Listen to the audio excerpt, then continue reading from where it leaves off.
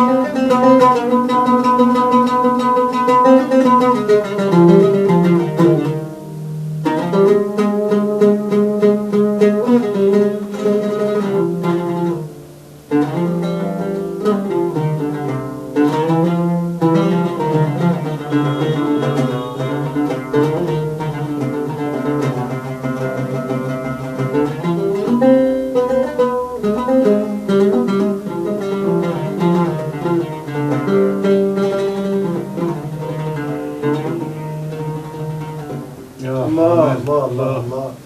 يعني بالتقسيم بدأنا ليلة جديدة من ليالي مصر المحروسة، مقهى مصر المحروسة، والليلة ديت ليها مذاق لأن فيها الموسيقى الأصيلة، فيها الملحن اللي بيعود الموسيقى العربية، بيعود ليها لشبابها، وبيعود ليها لأصالتها، وبيعود ليها لمذاقها المختلف، من الوطني إلى العاطفي، من المسرح الغنائي للألحان المسرحيات، للألحان الفردية.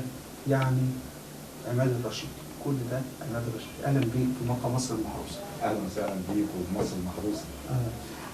معانا رفيق رحلة الأستاذ عماد الرشيدي، وجزء من رحلتي الأستاذ سعيد فرماوي، رسام الكاريكاتير المعروف والشاعر والمؤدي والكاتب المسرحي. اهلا بك يا استاذ.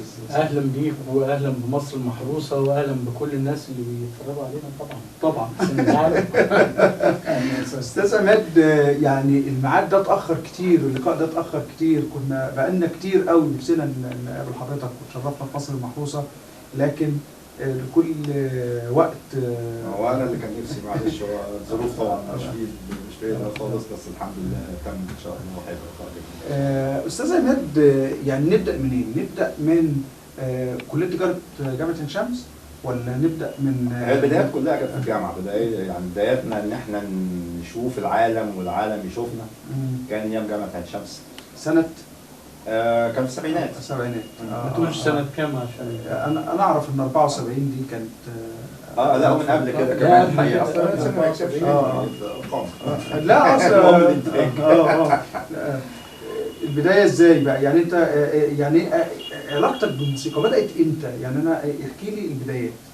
لا، هو دايما الفنان ايه بيبقى عنده مثلا الموهبه او بيحاول لغايه ما يشوف فن او لغايه ما بيبتدي يدرك الفن اللي حواليه. فطبعا بيحصل غيره، نوع من الغيره كده، فايه بيتطور كل فنان للجزء اللي بيتطور فيه، للمكان اللي بيتطور فيه. فده ما حصلش غير في الجامعه، لان كنا كلنا منتخبات فنيه كتير جدا بنعمل كل حاجه.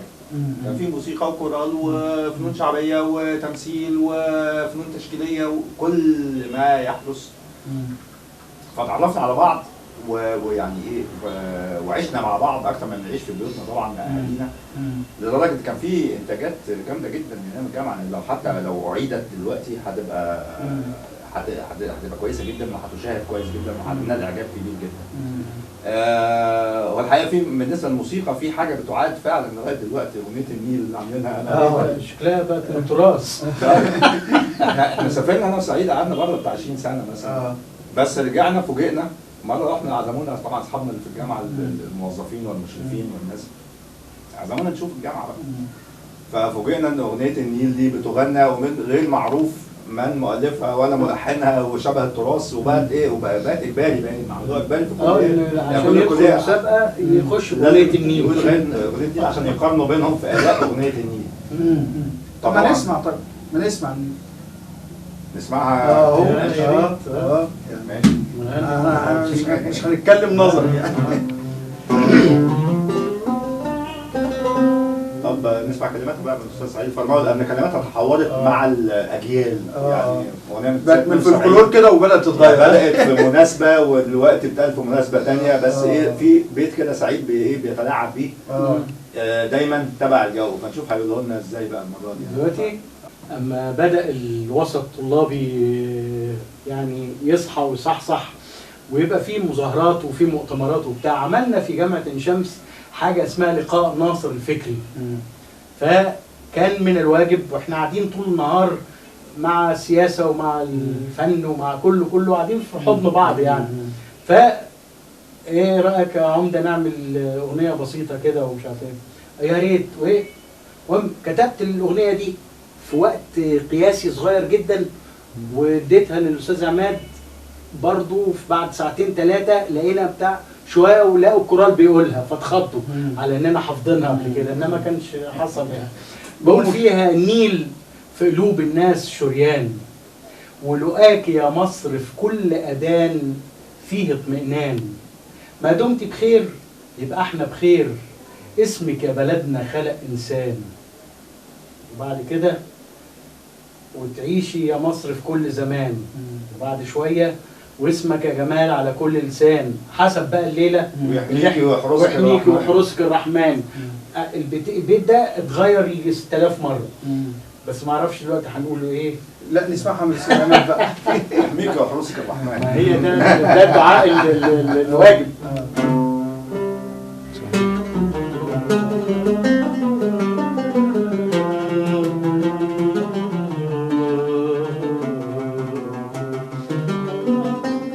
النيل في قلوب الناس شريان، ولقاك يا مصر في كل أذان. النيل في قلوب الناس شريان، ولقاك يا مصر في كل أذان. النيل في قلوب الناس شريان، ولقاك يا مصر في كل أذان. يا مصر يا مصر في اطمئنان.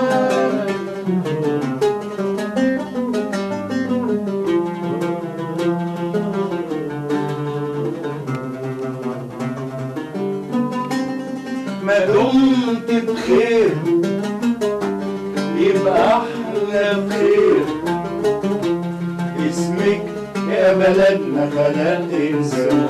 ما دمت بخير يبقى احنا بخير، اسمك يا بلدنا خلق انسان. وما دمت بخير يبقى احنا بخير، ما دمت بخير يبقى احنا بخير، اسمك يا بلدنا خلق انسان. اسمك يا بلدنا خلق انسان، يحميك ويحرسك الرحمن. يحميك ويحرسك الرحمن.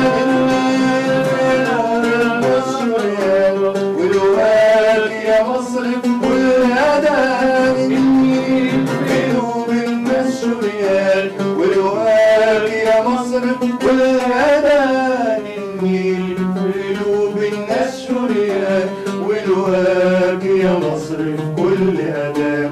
يا مصر يا مصر في اطمئنان.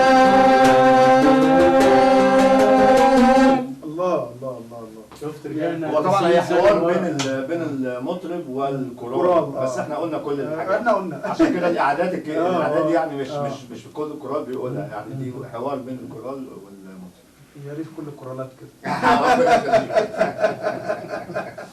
طيب استاذ عماد، يعني البدايه اغنيه وطنيه والمسيره دخلت في خية الوطني اصل احنا واعيين في حب مصر بدري ودلة كمان مدن مصر وحاجات كده، وده اللي جابنا على فكره من بره. احنا كنا عايشين وعشنا في بلاد تانية يعني، بس طبعا مصر دي هي المكان يعني، مفيش حل تاني يعني. حتى لو في يعني لو ضحينا بحاجات وتنازلنا عن حاجات، بس هي مصر هي العيشه دي. بننزل بيئه مصر، كل مصر. الغربة عملت فيك ايه كفنان يا استاذ؟ يعني طبعا الغربة نوعين، غربة داخلية وغربة خارجية. خلينا الأول في الغربة الخارجية. الخارجية والغربة الداخلية دي أصل يعني عبارة عن شيء منتشر يعني، فإيه كل حد عنده رأي. غربة خلينا في الخارجية. في الخارجية. عملت فيك ايه في المزيكا، وعملت فيك كملحن، خاصة إنك أنت رحت في لندن؟ والله الحقيقة أكتر حاجة عملتها هي الحقيقة الاطلاع والمشاهدة والاستماع والتعرف وإدراك حاجات الواحد ما كانش واخد باله منها في الفن يعني. أنت ابن موسيقى عربية وابن تراث موسيقى عربي، ورحت للتراث الأوروبي بالموسيقى الغربية. احكي لي ازاي استفدت وازاي حسيت يعني احكي لي العلاقه ازاي جت بين الموسيقى بين الشرق والغرب في موسيقى مثلا. ما هو اللي قدرت اعمله، انا طبعا في الشرق كنت مهتم جدا ومتحمس وبذاكر لوحدي يعني بالظبط يعني. انا في ايدي اي كتاب يجيبوا لنا اي مدرب في الجامعه كنت بجري وراهم اركب وراهم المترو عشان اساله في حاجه. فكنت بجمع معلومات بحماس شديد جدا. هناك كان يعني وسط الموسيقى بقى، الموسيقى اللي هي الكلاسيكيه والموسيقى الثانيه بقى اللي هم الناس الثانيه اللي بيفكروا بيها. فطبعا شاهدت كتير جدا، شاهدت مسرح كتير جدا، موسيقى كتير جدا. وفي الاخر دخلت الجامعه، دخلت كليه اسمها تيمز فالي كولج اوف ميوزك، وقررت ان ادرس بقى الكلام ده يعني. مش اوكي حبيته، طب اشوفه بيبقى ازاي بقى. فدخلت الكليه دي في اواخر لندن على فكره، بعد ما شفت كل الحاجات. طب عايز اذاكر، عايز ابقى واحد منهم من البدايه يعني. فربنا يوفقني واقدر اعمل توازن بين الاثنين. استاذ سعيد، انت رفيق برضو رحله لندن يعني. طبعا. وصعلقه شوارع لندن وصحافه لندن وفن يعني. ما تحكي لنا برضو عن التجربه انت يعني. انا مش هتكلم في المطلق، لكن هتكلم في العلاقه بين حضرتك وبين الاستاذ عماد، لان هو الاستاذ عماد هو بطل مصر المحروسه النهارده، بطل المقهى النهارده. يا اهلا وسهلا. فاحكي لي بقى الدنيا هناك شكلها ايه بعد تجارة عين شمس وبعد شوارع القاهرة. هو كان من الجميل والرائع ان انا لما رحت لندن ما رحتش لله كده ولا لوحدي. انا رحت بترشيح من عمنا الكبير الراحل محمود سعداني. كلم ناس هناك على اساس ان اجي استقبلوك. وبعدين وانا رايح على لندن، انا مش رايح على الهوا، كان مجموعة كبيرة من الأصدقاء وكلهم يعني أغلب الظن موسيقيين وصحفيين. فرحت حسيت إن أنا قاعد في عزبة محروس، قاعد في بيتنا، مش قاعد يعني مش رايح على بلد مش عارف. بعد بقى ما قعدنا وخدنا نفسنا وبتاع عماد، ومش فينا حاجة اسمها بيج بن مش عارف إيه، ده هنا وبتاع، ونروح شوية خلاص حفظتوا الاماكن. ما حصلش ان احنا حسينا بغربه اللي هو المواطن اللي رايح لكده. لا، انا رايح لقيت الناس كلها بتاع، واجي داخل عند عماد الاقي ريحه المكرونه طالعه وطشه ملوخيه يعني في كان جو. والله. وبدانا يعني بدات حياتنا تبقى حياتنا بنخرج من البيت نعيش مع الانجليز، الى حد ان البقالين والجماعه اللي على راس الشارع بقينا نروح نقول له هات لنا كيس لبن. سوري لبن. ملك. لا لبن. بعد وانت داخل بعد كده هلو لبن يقول لبن. خلاص. كانت تجربة طريفة وجميلة، وكنا كلنا في حضن بعض، وكان نبض الواحد مننا ماسك في هذه البلد. يعني التجربة اللي حكاها لك عماد، اللي سلامتك يا مصر، يعني ما لسه، لا ده انا بقول لك يعني دي ما جننا لما حصلت لنا. وبرضه الاغنيه طلعت في زمن قياسي وغنيناها زمان. لما اتغنت دلوقتي الناس افتكروها بنغنيها عشان الثوره، غنينا سنه 94.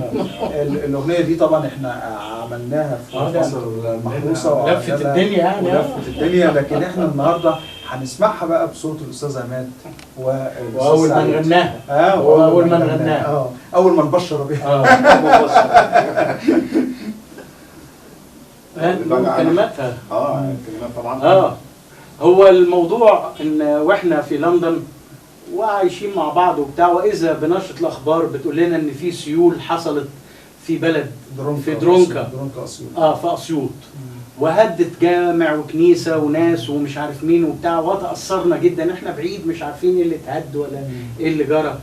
فكتبت سلامتك يا مصر، سلامة ترابك، سلامتك يا غاليه وسلامة شبابك، يا اول عباره في تاريخ السنين، في انجيل مقدس وقرآن مبين، فقالوا ادخلوها بسلام آمنين، يا أرض المحبة يا فتح لنا بابك، سلامتك يا مصر، سلامة ترابك، تدوم لينا شمسك وضحكك وهمسك، ويومك وأمسك وظلة رحابك، سلامتك يا مصر وسلامة ترابك، يا عالية وغالية وصبرة وعنود، يا نسمة أمل في ضمير الوجود، يا شامة وعلامة في كل الخدود، عذابك عذابنا وعذابنا عذابك، سلامتك يا مصر، سلامة ترابك. ونطق بها عماد الرشيدي واتعملت ليلة، لا وعملنا تبرعات وحاجات كده، مبالغ كبيرة، وقمنا بواجب كبير مع المنطقة. يعني مفيش شوية من التبرعات موجودين بس فين النفس. طيب انا هقول السولو وانت هتبدا. ما احنا هنرد، ما احنا ايام عملناها.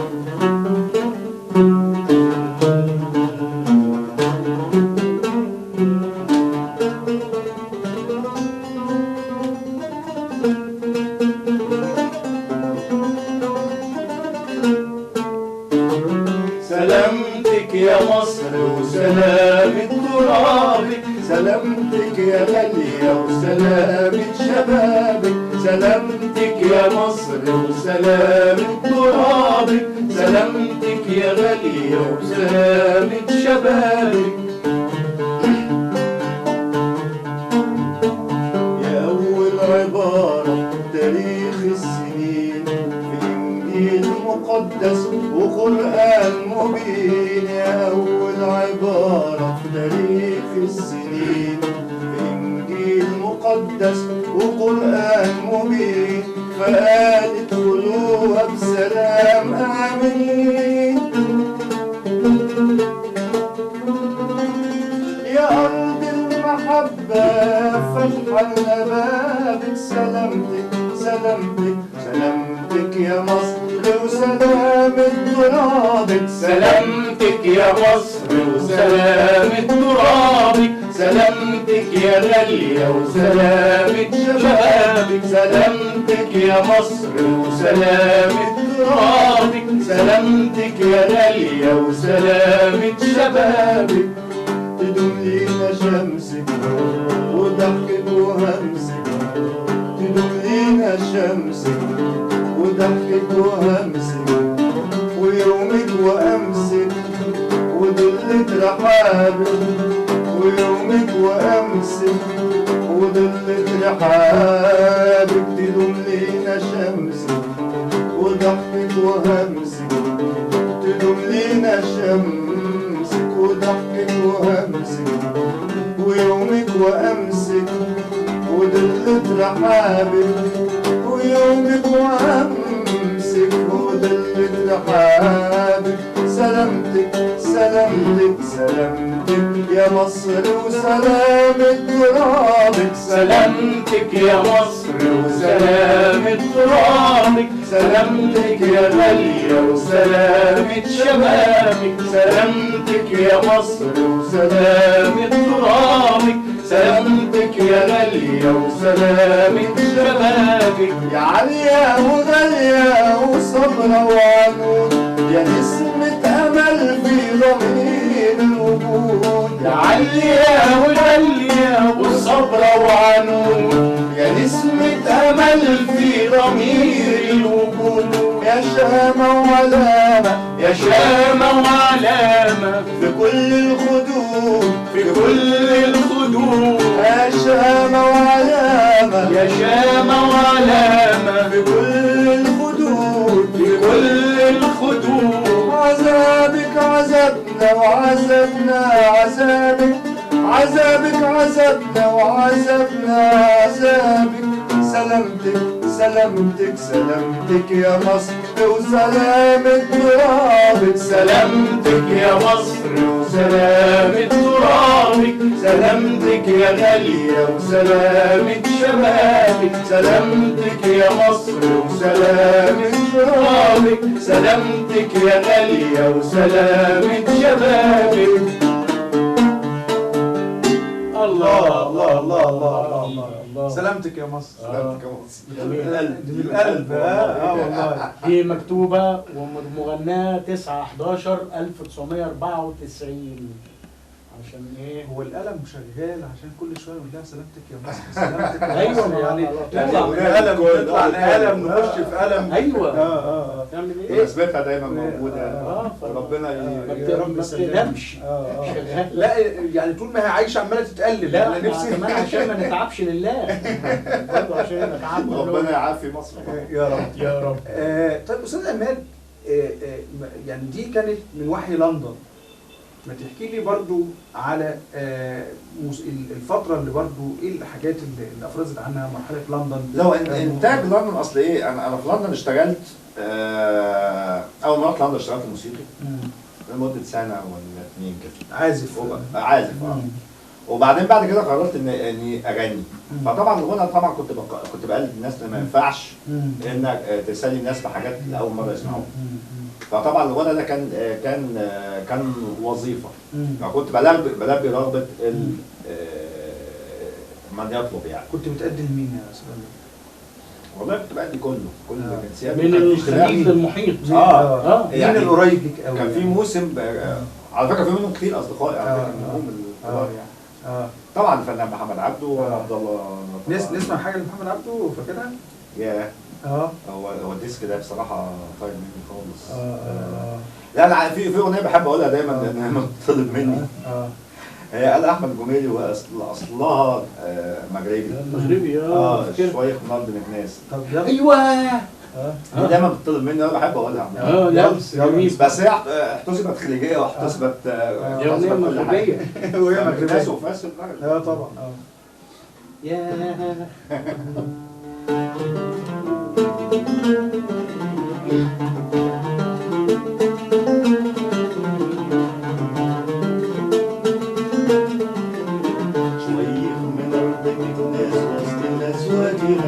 مش عليا انا من الناس وش على الناس مني. شوية من أرض الناس وسط الناس واجي غني، وش عليا انا من الناس وش على الناس مني.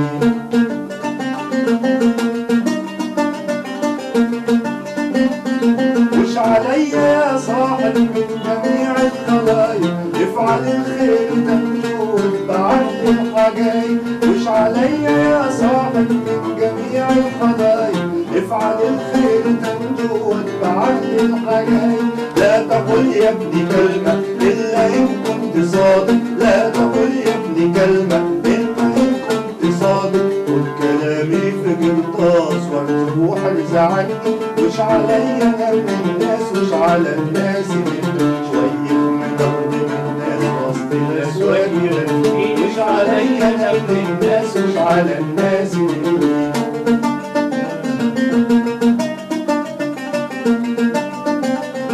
ثم قول مبين ولا يحتاج عبارة، مش على حد من حد افهموا دي الإشارة ثم قول مبين ولا يحتاج عبارة مش على حد من حد افهموا دي الإشارة انظروا كبر سني والعصا والغرارة انظروا كبر سني والعصا والغرارة هكذا عشت في فاس وكذا أمي مش عليا انا من الناس مش على الناس من شوية ضغط من الناس وسط ناس وجري مش عليا انا من الناس مش على الناس من شوية ضغط من الناس وسط ناس وجري مش عليا انا من الناس مش على الناس مش عليا انا من الناس مش على الناس مش عليا انا من الناس مش على الناس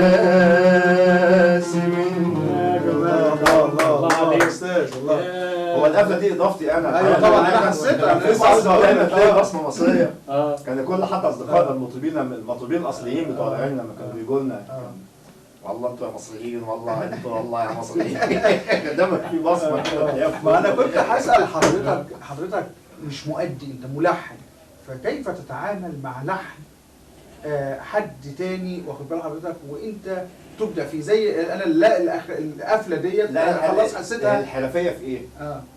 ان كل لحن شبه كل شبه الثقافه اللي طالع منها اللي منها اللهجه. فانا كنت بدرس لهجه الاغنيه اساسا. يعني شويه من ارض مكناس دي ما تقالش غير كده، شويه من ارض مكناس وسطيلس وغني وش عليا، لا لازم تتقال كده. يعني حتى في مصر حتى لو قلنا اغنيه صعيدي سلم عليا مثلا، ما اقدرش اقول سلم عليا، ما اقدرش اقول سلم عليا مثلا، اسلم عليا. اللهجه هي اللي ايه. فانا طبعا خدت بالي من النقطه دي كويس قوي، فكنت بذاكر اللهجه كويس جدا. وطبعا كان في بعض المعاني انا كنت بغني اغاني جينيون جدا، اغاني مثلا بدويه، وفي حتى خلاف بين نفس الثقافه على المعاني. ده يعني اللفظه دي بمعنى هنا وبمعنى تاني. والريح يا ريح واسميه نبته الخزامه تكنابه. واحد قال لي لا دي تسنابه، تسنابه بتقال كده، لا تكنابه. فاتضح ان في زون في السعوديه بيقول تكنى به يعني، وزون تاني بيقول تسنى، كانت بتقال تسان. فكل الحاجات دي كنت باخد بالي منها واعرف مين المستمع بالظبط. فدي دي كانت حرفيه، ده شيء اتقنته. وكان في دايما رهان يومي طول ال 20 سنه على جنسيتي، خصوصا ان شكلي كمان يدي مغربي يعني؟ شكل بيتي كله. لو الاسم رشيدي رشيدي برضه. لا سعودي وخليجي. اسمي كمان كان وبعدين ممكن نقول من رشيد، يبقى رشيد كده. هو مصري طبعا. الناس بس كنت دايما انا مصري وانا مصري فعلا. طب الالحان يا استاذ عماد، يعني استفدت من الالحان المغربيه او الالحان الخليجيه في الحانك المصريه؟ طبعا. طب ما عاوزين نقول حاجه كده يعني اقول سرقت منين يعني؟ لا مش سرقت، لا عفوا، لا انا اقصد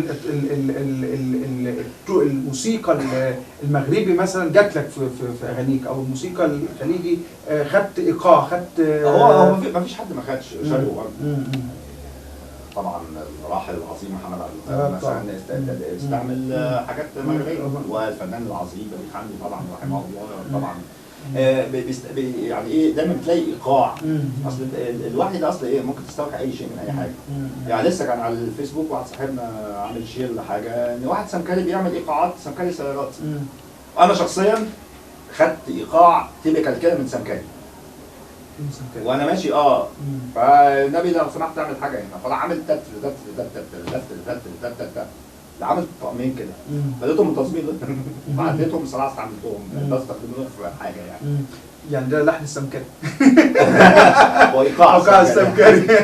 لا بيحسس حتى السمكري بيستعرض ايقاعات وودنه كويسه وبيدوق على الايقاعات، ممكن يكون بيسلي نفسه بس بيعمل تفاعيل كويسه جدا يعني لازم نحترمه يعني. فالواحد يعني اي مكان بيكون فيه ممكن تستوحي اي شيء من اي حاجه يعني. فممكن تسوي التفعيله مثلا تعدي عليك ومحدش ياخد باله خالص. وبالمناسبه انا مش يعني عايز اقول نقطه مهمه جدا. دايما الناس يقولوا ان الموسيقار العظيم محمد عبد الوهاب كان بيسرق. كلمه يسرق دي غير موجوده. يعني بيتهوفن خد من موتسارت الجمله قبل كده وعمل عليها تنويعات كتيره جدا. فهو كان بيستخدم يعني كان بيستخدم فكره معينه وياخدها يستعملها استعمال اخر. يعني زي ما اخد مسمار من العربيه واربط بيه دولاب، يبقى استعمله استعمال تاني خالص. يعني ما كانش الحكايه ما كانتش السرقه، ما كانتش يعني ما بيسرقش الفكره الاساسيه. ممكن يستخدم تيمه، ممكن يستخدم حاجه فكره عجبته، مفيش مشكله. يعني اذا كان بيتهوفن عمل كده مع موتسارت، يعني مفيش مشكله ان محمد عبد الوهاب يتعامل مع افكار ثانيه. بالعكس ده عرفنا بحاجات ما كناش عارفينها في زمانها. في الشعر بننصص، يعني لو انا واخد مقطع او باخد شطره من شاعر ممكن انصصها، او بحيث اقول ان ده انا واخده. في الموسيقى ما بيحصلش ده، التنصيصه دي. يعني هو حصل ده الحقيقه اشاره او من وحي مثلا. لا احنا مره عملنا وحي بقى انا واخويا سعيد بقى، عملنا نرسم ده في ايام ما كانت ايامها انتجت يعني. كانت قلب الدنيا، قلب الكره الارضيه. فسعيد كتب المعنى وانا حطيت لازمه الموسيقى التيمه بتاعتها نفسها. استعملتها وغناها اتغنت في سالفورد على فكره. اتغنت في مهرجان الاغنيه الاسلاميه، حطيتها كده يعني اغنيه السلام. سميناها السلام، وسعيد هو اللي طبعا مع المعاني يعني. طب مش فاكرينها؟ هو فاكرها. هي موجوده على التسجيل بتاعها. هناخدها من التسجيل، لكن لو حاجه كده ضعيف. طب يا رب افتكر ان شاء الله.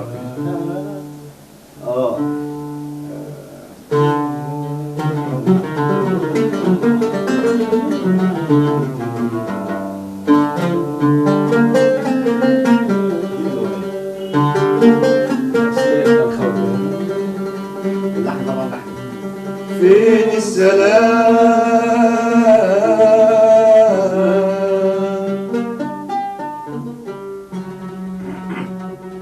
ده قرننا العشرين، ما فيش فيه مشكلة فين السلام.